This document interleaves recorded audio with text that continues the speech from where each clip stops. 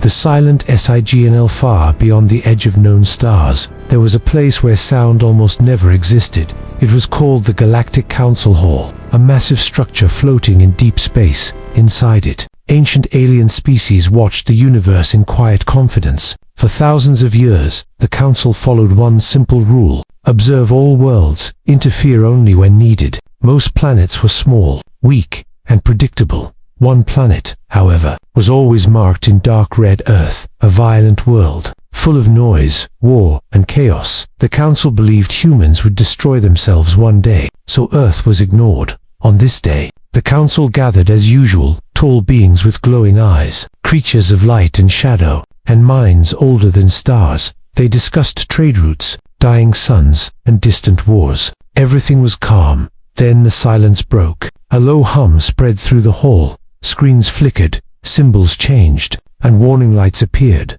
One by one, Council members turned their attention to the central display. An alert appeared: unknown signal detected. This alone was not strange. The galaxy was full of signals, but this one was different. The signal did not come from a known empire. It did not follow any known language pattern. And most disturbing of all, it passed through every defense system without slowing down. The Council grew uneasy. No signal had ever done that before. The source location appeared: a small blue planet, Earth. For a moment, no one spoke. Earth was not supposed to send signals like this. Earth was loud, but not smart. At least, that was what the Council believed. The signal repeated, stronger this time. It was not a message of greeting. It was not a threat. It was a statement. The signal carried patterns of stars, physics equations, and military formations. It showed knowledge far beyond what humans were believed to have. It showed preparation. An elder council member finally spoke. His voice was slow and heavy. "This is impossible," he said. "Humans are divided, weak, and emotional." But the data did not lie. The signal was clean, controlled, and precise. It showed restraint, not panic. Then something worse happened. Several council screens went dark at the same time. Long-range sensors stopped responding. Communication relays failed across nearby systems. The hall became completely silent. This was not an attack. This was a test. Some council members suggested sending a probe to Earth, just to confirm the data. A small, unmanned craft was launched, invisible and fast. As the probe entered Earth's orbit, it stopped, not destroyed, not damaged, just frozen in place. A new signal appeared, sent directly to the probe. Then it echoed through the council hall, translated instantly into every language. "We see you." Fear spread among beings who had not felt fear in centuries. Earth had detected the probe without effort. Earth had responded without anger. The council realized something terrible. Humans had known they were being watched, and they had waited. The narrator's voice would later describe this moment with a single thought. For the first time in galactic history, Earth was not silent anymore, and the galaxy was afraid. As the signal faded, one truth became clear to every species present. Earth was no longer a forgotten world. It was awake, and the silence that followed was filled with shock, not peace. Humans were never after. The signal from Earth faded. The Galactic Council did not return to normal. The silence stayed, heavy and uncomfortable. Every species in the hall was thinking the same thought. How long had Earth been watching back? For centuries. The Council had studied humanity from a distance. Humans were marked as emotional, aggressive, and divided. They fought wars over land, beliefs, and pride. To the galaxy, this meant weakness. Alien records showed endless human conflicts, nations rising and falling, weapons built, then replaced by stronger ones. The Council believed humans would burn themselves out before reaching the stars. That belief became a dangerous mistake. What the Council failed to understand was simple. Humans learned fastest when they were under pressure. Every crisis made them adapt. Every loss made them change. While alien empires grew stable and slow, humans stayed restless. They tested ideas, failed quickly, and tried again. They did not wait for perfection. Decades ago, Earth had detected strange signals in deep space. At first, humans thought they were natural. Then they noticed patterns, repeating scans, controlled energy bursts. Silent observers, humans realized one truth very early. They were not alone. Instead of sending messages or ships, Earth chose silence. Humans listened, recorded, and compared data. They built quiet systems hidden under oceans and mountains. Alien technology relied on predictability. Human technology relied on creativity. Where aliens followed rules, humans bent them. Where aliens avoided risk, humans accepted it. The Council had seen human weapons, but they never saw human patience on Earth. Generations passed knowing something was out there, but leaders agreed on one rule: do not reveal yourself until you understand the threat. Human scientists studied alien signal gaps, moments where space should have been empty but was not. They learned how observation worked. They learned how to hide from it. By the time the Council believed Earth was still primitive, humans had already mapped invisible borders around their solar system. They did not build walls, they built awareness. The frozen alien probe was proof of that. Humans did not destroy it because they did not need to. They wanted to show control, not anger. Back in the Council hall, fear slowly turned into confusion. How did they do this? One member asked. They should not be capable. An ancient archivist revealed old forgotten data. Human history was full of survival stories. Ice ages, plagues, natural disasters, global wars. Each time, humanity adapted instead of surrendering. Humans were not weak. They were unfinished. That difference mattered. The Council began to understand something unsettling. Human strength did not come from unity. It came from diversity. Different ideas competing, failing, improving. While alien societies feared change, humans embraced it. They argued, but they moved forward. A final report appeared on the Council display. Human technology growth curve. It was not linear. It was explosive. One Council member spoke a quiet truth. If they survive themselves, they will surpass us. At that moment, the Council realized Earth's signal was not a warning. It was a line drawn in calm confidence. Humans had never been weak. They had only been waiting. The galaxy makes a mistake. The Galactic Council could not accept what it was seeing. Fear mixed with pride, and pride often made bad choices. Many members believed Earth's actions were a bluff, a lucky moment, not real power. Some argued that humans had only learned how to hide. Others claimed the frozen probe was a rare trick. They said no young species could challenge the galaxy, not after only a few centuries of technology. At last, the Council reached a decision. Earth would be tested, not with words, but with force. An allied fleet was prepared. Ships from many species gathered at the edge of known space. They were massive, old, and powerful. Each ship had destroyed worlds before. The plan was simple: enter the human system, show strength, force submission. The fleet moved in silence. No warning was sent to Earth. The Council believed surprise would bring fear, but Earth was already watching. Human sensors detected the fleet the moment it crossed the outer boundary. Deep space stations lit up. Hidden arrays under moons and asteroids activated. Every movement was tracked. On Earth, leaders gathered calmly. There was no panic in their voices, no shouting, no chaos. They had prepared for this moment for years. A single message was sent from Earth, simple and clear: do not come closer. The alien fleet received the message and laughed. To them, it sounded weak, a frightened planet begging for space. They ignored it. As the fleet passed the orbit of Mars, human defense systems came online, but there were no visible weapons, no beams, no explosions. Instead, space itself seemed to change. Alien ships began to slow. Their engines responded late. Navigation systems showed false positions. Time signals drifted out of sync. Commanders shouted orders, but their words arrived seconds too late, then minutes.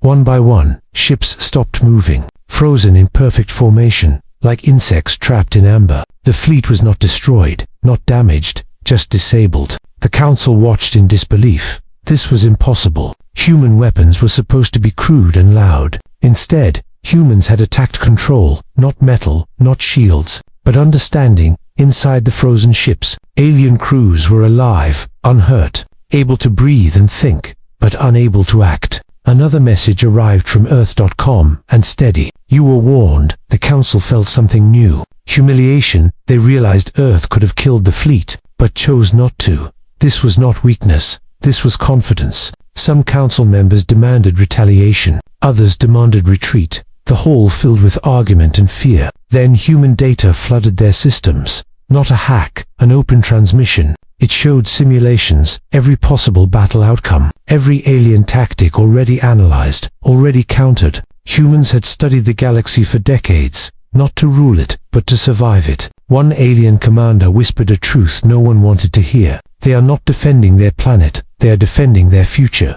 The Council finally understood their mistake. They had treated Earth like a problem, not a power. The frozen fleet still hung near Mars, silent and helpless, a message written in space. The galaxy had tried to scare humanity. Instead, it had shown its hand, and humans had responded without anger, without pride, without fear. The mistake was clear now. The galaxy had come too close, and Earth had proven it did not need to chase the stars. The stars had already come to it. Why humans show mercy? The frozen alien fleet remained silent near Mars. No engines burned, no weapons charged. Thousands of ships waited, powerless, inside those ships. Alien commanders expected death. They had seen what powerful empires did to weaker worlds. Mercy was rare in the galaxy. Victory usually ended in destruction. But Earth did not attack. Instead, human vessels approached slowly, small compared to the frozen giants. Unarmed in appearance, calm in movement, they docked with selected command ships. Human envoys entered without fear. No heavy armor, no raised weapons, only open hands and steady eyes. Alien leaders were brought into shared meeting spaces. Medical teams treated the injured. Life support systems were repaired. Confusion replaced terror. One alien commander finally spoke. "Why are we alive?" A human representative answered simply, "Because we remember our past." Humans began to explain, not with threats, but with stories. They spoke of Earth's history, of wars that nearly destroyed them, of enemies turned into allies, of pain that taught hard lessons. They explained that fear once ruled their world. Fear of difference, fear of loss, fear of the unknown. Humans said they survived by learning restraint, by choosing cooperation when destruction was easier, by understanding that power without control only created more enemies. The aliens listened in silence. They had expected rage. They had prepared for punishment, not reflection. One human leader spoke words that echoed through every captured ship. "We know what fear feels like. We lived with it for centuries." That sentence struck deeper than any weapon. The aliens realized something unsettling. Humans did not avoid violence because they were weak. They avoided it because they understood it too well. Medical scans showed careful design. Human technology focused on preservation, stabilizing life, preventing collapse. This was not the work of conquerors. It was the work of survivors. Humans explained their choice clearly. They did not want to rule the galaxy. They wanted balance, a place where no species had to live in constant fear. The Council received a full broadcast of these meetings. Every word, every gesture, it spread across the galaxy faster than any fleet. Old empires felt uneasy. Young civilizations felt hope. One alien elder finally asked a question that mattered. "What do you want from us?" The human answer was calm and direct. Respect and distance. They asked for no tribute, no territory, no surrender. Only one rule was given: Earth would not be hunted. Earth would not be tested again. The frozen fleet was slowly released. One ship at a time, control returned without harm. This act of mercy changed everything. It showed the galaxy a new kind of power. Power that did not need fear to exist. As the last ship regained movement, a final human message prepared to be sent, not just to the fleet, but to the entire galaxy. And when that message went out, nothing would ever be the same again. The galaxy goes silent. The final human message spread across the galaxy. It did not carry threats. It did not demand loyalty. It carried a truth. Earth is not a target. Earth is a warning. Every major council, empire, and fleet received the transmission. The words were simple, but their meaning was heavy. The frozen fleet near Mars returned home. Ships moved slowly, carefully. No one wanted to provoke another response. Across the galaxy,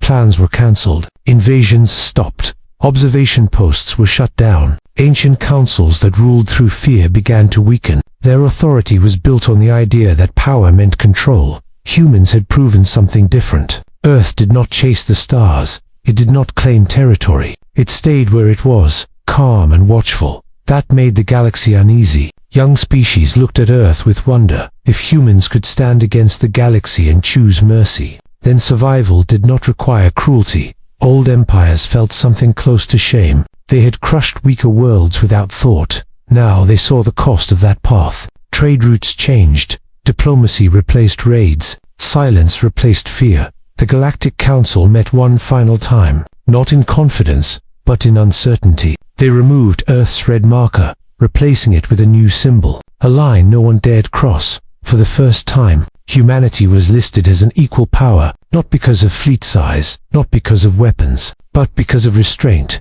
Earth continued its life. Cities grew, people argued, dreams continued. Most humans never knew how close the galaxy came to attacking them, and how quietly that threat had ended. In distant systems, alien children were taught a new lesson. There was a small blue world, a world that chose mercy when it could have chosen domination. The galaxy did not fear Earth because humans were strong. They feared Earth because humans chose not to rule, and so the galaxy went silent once more. Not from ignorance, not from fear, but from respect. The quiet after the storm time passed, but the galaxy did not forget. It could not. Across distant systems, sensors still watched Earth, not with hunger, not with plans of invasion, but with caution and curiosity. Humans returned to their routines. They rebuilt cities. They explored their own system. They argued, invented, and dreamed. From the outside, Earth looked unchanged, a noisy planet, a divided species,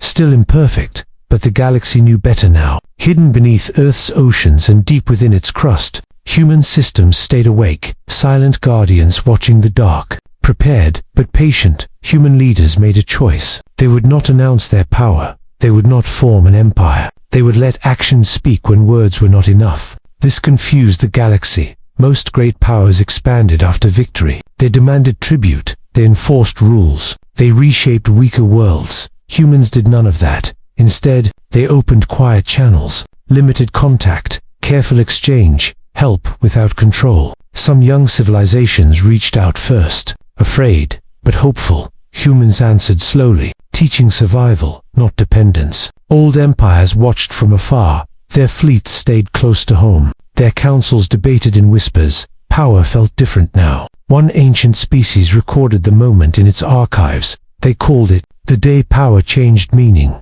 They wrote that humans were dangerous, not because they were violent, but because they could stop themselves. On Earth, a new generation grew up. They looked at the stars with wonder, not fear. They did not know how close the galaxy once came to burning their world. They only knew that space felt quiet, respectfully quiet, far away. The Galactic Council Hall still existed, mostly empty now, its screens dim, its authority faded. A single record played on repeat in its memory core. The first human signal, not loud, not angry, just aware. We see you. That message became a warning and a promise. To the galaxy, and to humanity itself, humans understood one final truth. Survival was not about striking first. It was about knowing when not to strike at all. The stars remained distant, but no longer unreachable. And when humanity would one day step fully into the galaxy, they would not arrive as conquerors. They would arrive as equals, watching, waiting, ready. The storm had passed, but the quiet that followed was stronger than any explosion.